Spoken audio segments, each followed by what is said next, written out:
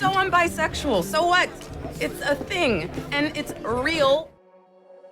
When it comes to sexuality, few groups have been as misrepresented as bisexuals. And then there are bisexuals, though some just say they're kidding themselves. Even as bisexuality and pansexuality have become increasingly common, they remain relatively scarce on screen.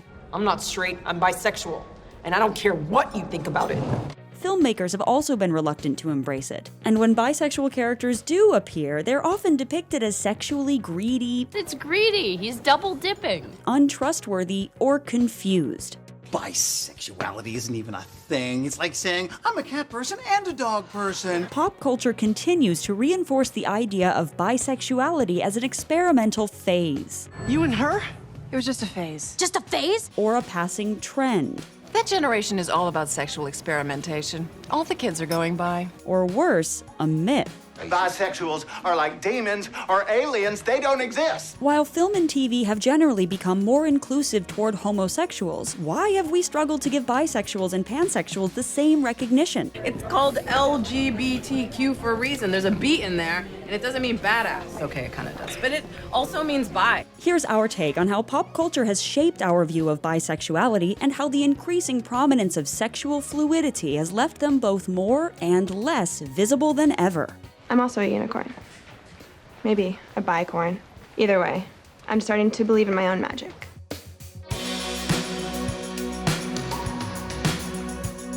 You're watching The Take. Thanks for watching, and be sure to share and subscribe.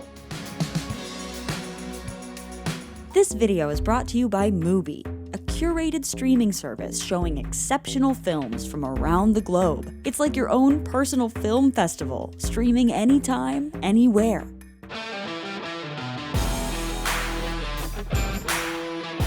On screen, bisexuality has long been associated with uncertainty, if not outright deceit. Women like Cher's title character in the 1969 film Chastity had affairs with men and women because they were lost, unsure of who they really were. What do you want, Chastity? I wish I had $1 for every time somebody asked me that question. In 1967's The Fox, Anne Haywood's Ellen lives in isolation with a woman she loves, yet she's seduced by the first man who happens by their farm. What's wrong? I want to, Paul. I want to. Eventually, this uncertainty would be weaponized. Bisexual women were portrayed as untrustworthy femme fatales. He falls for the wrong woman. What happens? She kills him. In erotic thrillers, the idea that women could sleep with anyone made them sexy and dangerous. As lecturer Catherine Farrimond has noted, the bisexual femme fatale is a gratuitous attempt to pander to the heterosexual male gaze, using their sexuality as a provocation.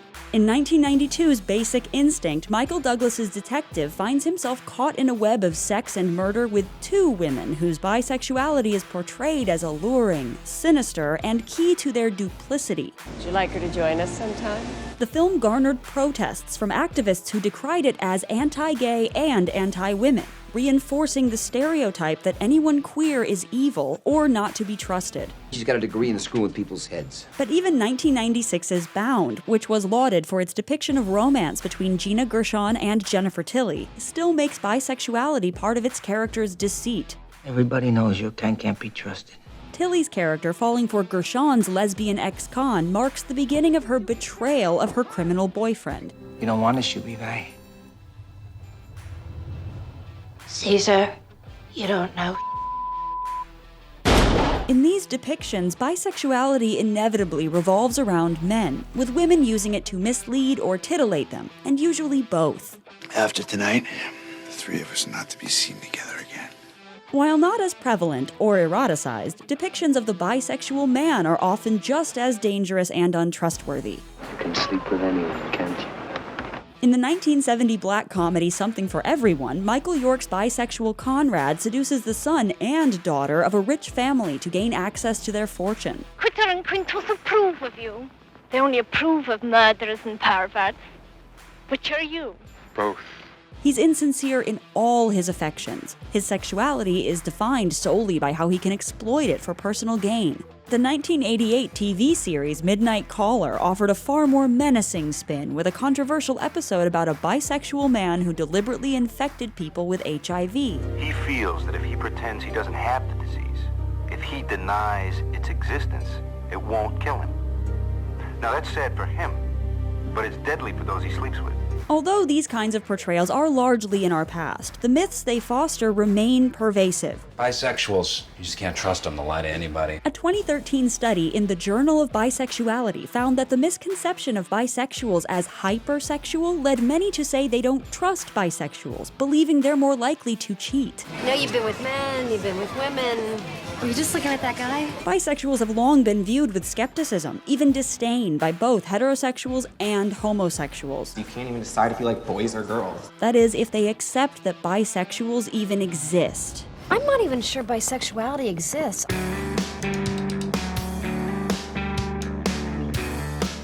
can't stop thinking about you and that guy. And the guy what?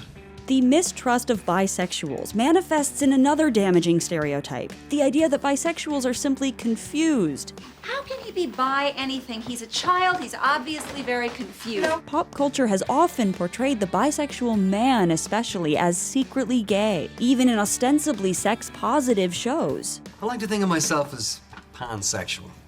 Pansexual? Isn't that just a rest stop on the highway to homo? When Will and Grace's Will, a gay man, is introduced to the bisexual Trevor, he refuses to accept it. Trevor, you're not bisexual. You're gay.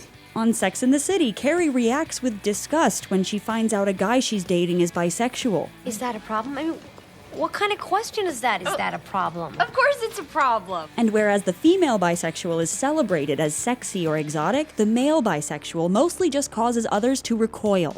When women hook up, it's looked at as sexy, but men are immediately marginalized because our whole culture revolves around the male gaze. This aversion is even more pronounced among people of color, where black men especially are expected to be hyper-masculine. Why can't black men explore their sexuality without being labeled gay or bi or whatever? Because I want my man to be a man. When Insecure's Molly discovers her new partner Jared slept with a man in college, she panics about what this means for his sexuality and their own relationship. You can't keep dating him.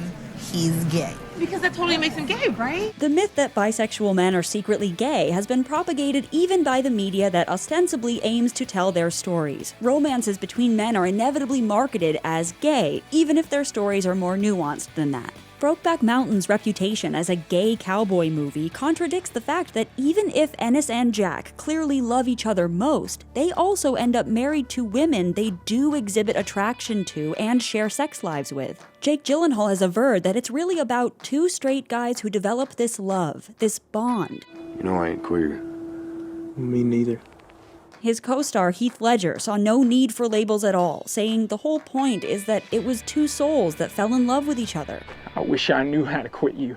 Call Me By Your Name is frequently referred to solely as a gay love story, despite the fact that both Elio and Oliver are seen enjoying female attention, and Elio clearly gets great pleasure out of his first sexual experience, which is with a woman.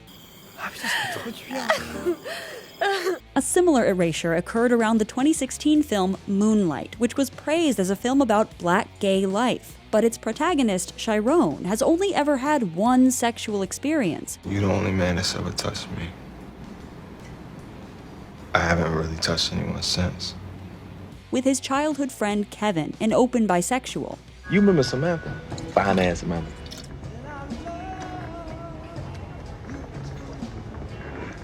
Kevin Jr. Me and Samantha, man. And we're seeing Chiron at the beginning of even connecting with his sexuality, far from clearly defining it. Thus, even though we've become more sophisticated in our depictions of queer romances, we still see them labeled according to mono-sexist ideas that erase bisexual, pansexual, and more sexually fluid experiences. This reflects our societal compulsion to ignore or dismiss more ambiguous ideas of sexuality and deny the rights of queer people to dictate their own identities. At some point, you gotta decide for yourself who you're gonna be. Can't let nobody make that decision for you.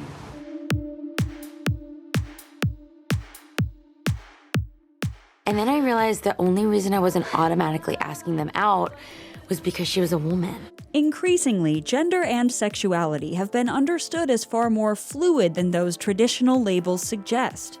Sexuality is a spectrum. Pop culture has embraced the idea that love and attraction are about the person, not a gender. It's about the connection you have with a human being. And can encompass a vast array of non-binary identities. Some guys like guys. Some guys like girls. Some guys like both. I'm not even sure what I like. This idea has taken root in shows that significantly also treat this as no big deal. Judy, on the Netflix series Dead to Me, has relationships with men before entering into a romance with a woman. I like you, Michelle. Like, I like you.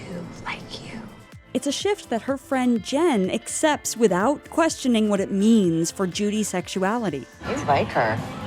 I do. She makes me feel really good. You deserve that.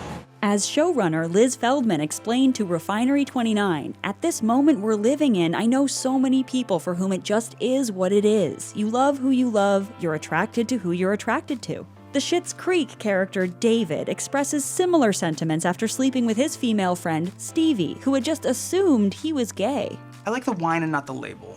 Does that make sense? David and Stevie then go on to date the same man at the same time before David ends up in a committed relationship with his business partner, who similarly awakens to his own fluid sexuality. David. He seems like a really great partner, honey. Marcy. In business. He's also a great partner outside of business. While David says he's not into labels, he actually does have one. My son is pansexual. The growing embrace of fluid sexuality has also led to an increase in queerbaiting, stories that hint at a character's sexual ambiguity without ever actually defining them as queer. Robin Scherbatsky is many things. Friend, confidant, occasional guest star in some confusing dreams that remind me a woman's sexuality is a moving target. This has often been played for laughs, as on The Good Place, where Eleanor repeatedly drops hints that she's attracted to Tahani without ever explicitly identifying her sexuality. She's tall and glamorous and has cappuccino skin and curves everywhere. And now I'm complimenting her and kind of turned on. This can be a form of erasure, as can the general reluctance to use words like bisexual and pansexual at all. Would you say then you are a bisexual? No, I see no reason to label everything. Characters who present themselves as sexually fluid, like Piper in Orange is the New Black, demonstrate their sexuality without putting a label on it, which certainly offers a more modern, enlightened approach. I like hot girls. And I like hot boys. I like hot people. But it also frustrates bisexuals and pansexuals who long to see themselves represented, openly and meaningfully, within that larger spectrum. I'm letting my bi flag fly.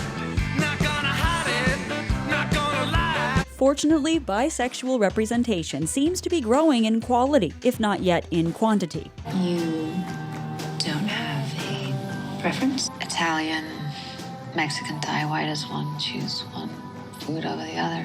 Characters like Brooklyn Nine-Nine's Rosa Diaz have been straightforward about their bisexuality without the show turning it into a joke or a conflict. I'm a pretty private person, so this is kind of hard for me, but here we go. I'm bisexual. Jane the Virgin has used bisexual love interests not just to explore those persistent societal myths, but openly interrogate them. Is being bisexual a stop on your way to coming out as gay? Definitely not. It just means that I'm open to a connection with a man or a woman. And Crazy Ex-Girlfriend introduced no less than 3 bisexual characters across its run, even giving them their own anthem. I don't know why, but I like ladies and I like guys. Far from being portrayed as villains, punchlines, or confused anomalies, bisexuals are increasingly treated thoughtfully and compassionately. I'm ambitious, black, bisexual. This recognition matters, giving those who identify as bisexual the feeling of being seen in a culture that's long viewed them with snark or skepticism, if it's looked at them at all. I mean, technically, I'm bi, so. You are? I don't want to be some girl's experiment, okay? So why don't you call me when you're done going through this whole bi phase? And for the audience, including these characters makes for a far more realistic, diverse, and compelling depiction of who we really are. Every time someone steps up and says who they are, the world becomes a better, more interesting place. If you're new here, be sure to subscribe and click the bell to get notified about all our new videos.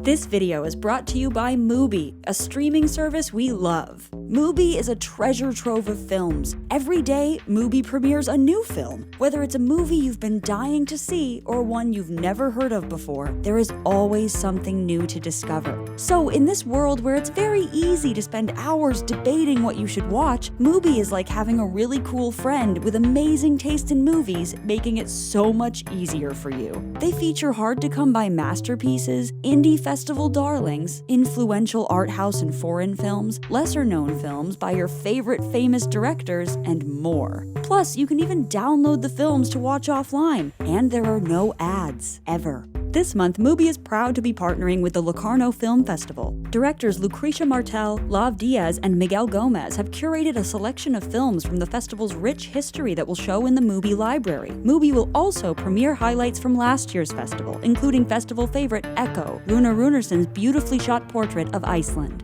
We can't recommend Mubi highly enough. You can try it out now for free for a whole month. Just click the link in the description below.